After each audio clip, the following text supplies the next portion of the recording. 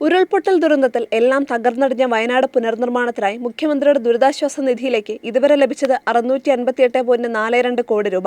എന്നാൽ വയനാടിനായി ചെലവഴിച്ചത് തുച്ഛമായ തുകയാണ്.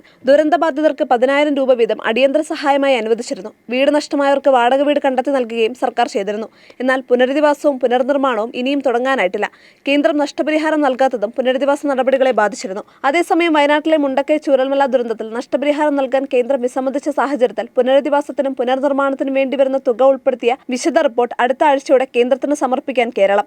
ദുരന്തത്തെ തുടർന്ന് പുനരധിവാസത്തിനും പുനർനിർമ്മാണത്തിനും ആവശ്യമായ തുക അടക്കമുള്ള വിശദ വിവരങ്ങൾ ഉൾപ്പെടുന്ന പോസ്റ്റ് ഡിസാസ്റ്റർ നീഡ് അസസ്മെന്റ് എന്ന PDNA റിപ്പോർട്ടാണ് പ്രധാനമായും കേന്ദ്രത്തിന് സമർപ്പിക്കേണ്ടത്. എല്ലാ ആവശ്യങ്ങളും ഉൾപ്പെടുത്തിയിട്ടുള്ള PDNA റിപ്പോർട്ടിൽ 2000 കോടിയിലേറെ രൂപ അനുവദിക്കണമെന്നാണ് കേന്ദ്രത്തോട് അഭ്യർത്ഥിക്കുക. മാനദണ്ഡപ്രകാരം PDNA റിപ്പോർട്ട് സമർപ്പിക്കാൻ കേന്ദ്രം നേരത്തെ സംസ്ഥാനത്തോട് നിർദ്ദേശിച്ചിരുന്നു.